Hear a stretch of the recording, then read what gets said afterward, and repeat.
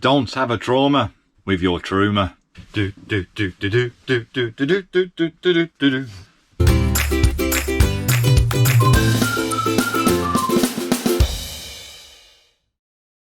Hey up everyone.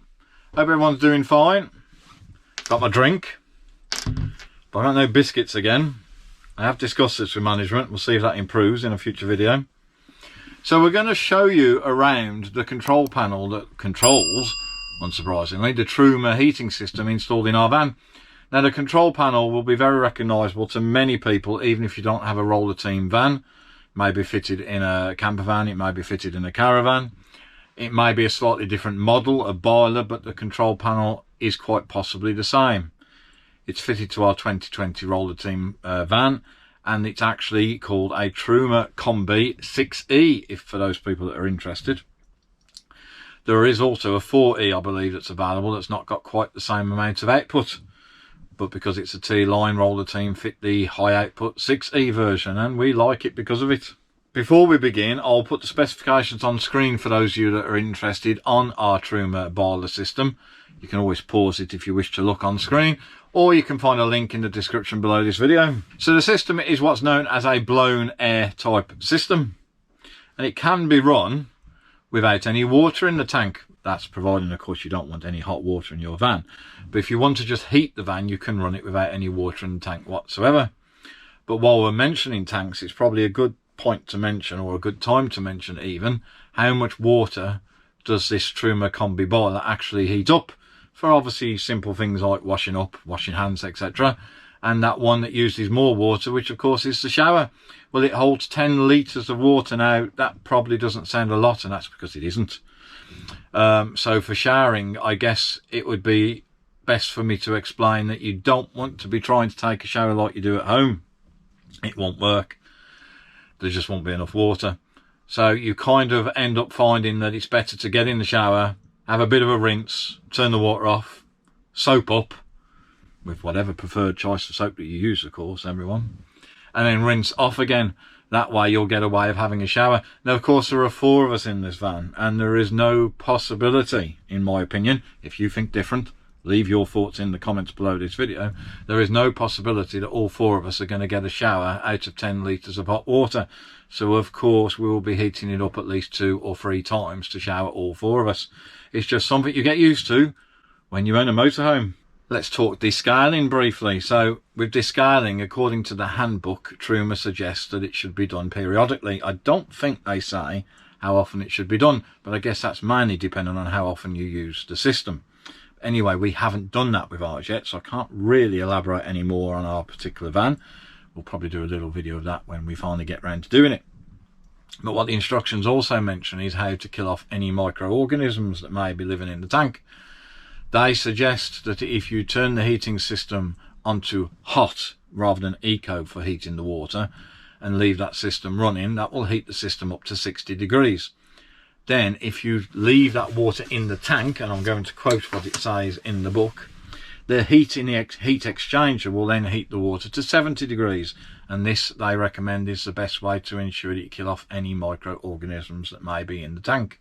Right, let's go to the panel. So to turn on the system, you've got this button in the middle here. Press it and hold it. It comes on. Now we have many options. Of course, if we want to heat the van, that is the first symbol there. So we just press in the button again. As you can see, it's currently off. We are able to increase the temperature to however you want it to be in your van. We typically have it at around 20 degrees. Once you're happy with that, you can press the button to confirm. Once you've set the temperature in the van, you need to confirm, of course, what the power source will be. Will it be gas, will it be electric, or will it be both? And we'll discuss the options for both shortly. So we move over to the gas can and the electric symbol, and we press it. And as you can see, we are currently set to gas.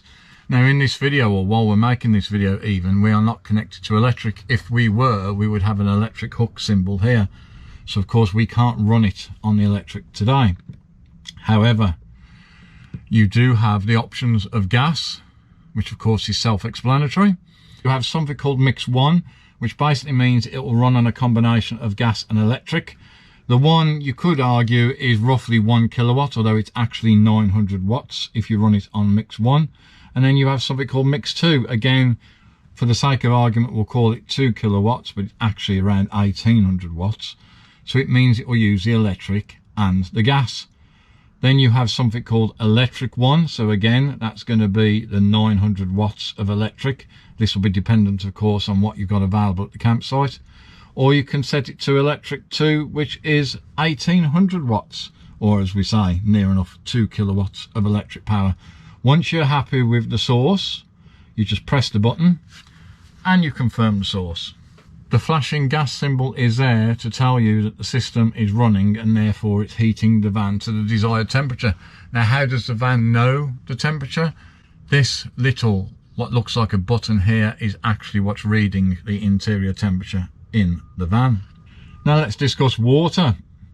If we move over to this symbol, as you can see, it's got the thermostat in the water. So if we press that, we now have the option to heat the water. Now, before we do this, it's probably worth mentioning that if you've only got the heating on, it will heat the water, providing there's water in the tank, of course, automatically. You do not need to set the water separately. But of course, you may not be using the heating in the van, in which case you will need to turn the water on. Now you have two options with this. You have Eco, which basically heats the water to around 40 degrees, and you have Hot, which heats the water to around 60 degrees. Or you have something called Boost. So if we're connected to the gas and the electric, Boost will effectively get the van and or the water hotter, roughly about 25% quicker. It does this, of course, because it's using the combination of the electric and the gas, although in reality it is only using the 900 watts of the electric, not the full 1800 watts of electric, and it's using the gas, which means you're getting 6,900 watts of power. We'll discuss a little bit more about that shortly. Now, the flashing symbol here simply means that the water has not reached temperature. When this symbol stops flashing, it does mean that your water is ready, your water is nice and hot. And it will remain static for as long as you have the water set to hot, or Eco even. If we move the icon over to the fan, we have two options here. Pressing the button gives us Eco, or it gives us High, depends on how fast you want that fan to run. Now, incidentally, if the heating is off, so we'll turn the heating off for now, and to do that you have to actually go back and turn the dial down to below the 5 degrees, and then you get the option of off. So then you press the button to confirm that you've turned it off. If we now go to the fan and we press the button, we have off, and we have something called vent. If we press vent, we now have options of speed from 1 all the way up to 10. And the beauty of using vent is, of course, if it's on a particularly hot day and your van doesn't have air conditioning, our van doesn't have air conditioning, this will at least circulate air around the van. So to set the time on your control panel, you need to turn the knob until we get to the clock face symbol, and we press it. And then, of course, it's very simple. We just change it to whatever time we want it to be, and then we accept it by pressing the button, and again by pressing the button, and then you set the time. Once you've set the time, of course, you can go over to the timer symbol, which is this one just here, and again press the button, and then you can decide at what time you would like the heating or the hot water to come on, and what time you'd like it to end, and then what temperature you would like the van to be when it comes on. And then you can tell it whether you also want it to have the hot water, in which case you can set it again to Eco, which, as we've already said in the video, is 40 degrees, or Hot for 60 degrees. And it gives you the option to Boost as well. That is if you want to set the timer. I'm just setting it all back to 00 so that we haven't got the timer running. And the last icon, everyone, is the spanner or settings icon. Now, the first option when we press this button is something called offset, and this enables you to change what the heating is actually doing in the van from between 0 to -5 degrees of what the temperature actually is. So in other words, it's another way to control the temperature in the van versus the reading that it is picking up on the sensor below. It's not something that we've used ourselves, but the option is there should you wish. Now of course, at any point, if you want to go back to the main screen, you press this little button here and it will get you back. If we turn the dial, we then can change the temperature from degrees to Fahrenheit. We can change the brightness of the screen. Again, just turning the dial each time. 12 or 24 hour clock. The language. And if you press it for index, it will give you a system number. How do we then turn the system off? As we've already shown, to turn the heating off in the van, we need to go back to this symbol here, because of course it's got the thermometer in the van, very self-explanatory. We press the button and we have to make sure that we've turned it to off. So if we've been running it at our 20 degrees, so it would be there, we need to turn the dial all the way down to below 5, get to the off, confirm that by pressing the button, and the heating is off. Once we are absolutely finished and we do not want the system on at all, we have to hold the sender button and we keep it pressed. It will first go to app, which we'll discuss in a sec, and then it will go to off.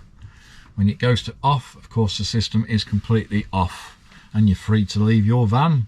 And the last thing, I guess, in this video is something called iNet. What is iNet? Well, Truma's iNet system basically means you can control the panel, so you can control the hot water and the heating in your van and the air conditioning, if you have air conditioning installed in your van, via the iNet app. The app can be on your phone, therefore, of course, and I'll put images on screen in a minute of how that looks. Now, this system will work via Bluetooth without any SIM card in it whatsoever, up to a distance of about 8 meters. But personally for me, I'm not particularly interested when I'm at campsite sitting with my phone when I'm relaxing outside of the van. If I want to change the heating or put the hot water on, I'm quite happy just to do it the old-fashioned way and get up off the chair and change it on the control panel. But you can use the app without a SIM card if you're within about 8 meters of the Truma system.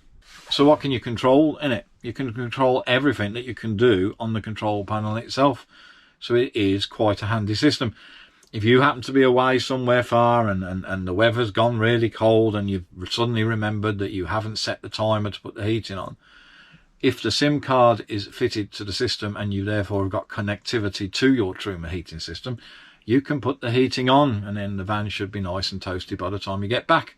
Assuming, of course, whatever energy source the heating is going to be using is available, i.e. the electric hookup and or the gas. Let's discuss using the iNet app. So we'll put the control panel back on. I've just pressed that to go back to the time, and then I'm going to press the button until it says app. Now that should mean that we've got access to the system through the app. So we'll activate the app and then we'll see, looking at status. Now it's not going to be overly happy with me because we haven't got a SIM card in there, but we will still be able to get it to give me the status. And as I say, you can control this from the app. So as you can see, it's giving me 12.4 volts for the battery, and it's confirming that we're not connected to a hookup. Let's see if we can get the heating to come on. So there we can change the temperature in the van. So I'm going to change the temperature to 20 degrees because that's what we like. I'm going to press OK. I'm going to change the fan setting to high. And we're going to put the water on as well to hot. And as you can see, even with no SIM card, this is now telling the system to activate, and it's heating up the van and it's heating up the water. So is that it, everyone? No. What about the blue tap? So of course, in this video, we discuss about the blue tap and how many newbies fall foul of it. It is basically a simple frost protection system that dumps any water that's in the boiler should the temperature get to, I think it's around 4 degrees or below. So before you come to use your system, particularly if you've had it laid up over winter and you've followed the guidelines that we put in this video, you need to make sure that you shut that valve and turn the control knob into its correct position to stop all that lovely fresh water flowing back out when you turn it all on. That's it then, everyone. Thank you very much for watching. We hope you found it informative. If you did, please consider giving it a thumbs up. And if you think we may have missed something, please leave it in the comments below. I get to read it, our viewers get to read it, and we're just then all helping each other out. Have fun, everyone. Enjoy your vans, your caravans, whatever it is that you own, and we'll see you soon.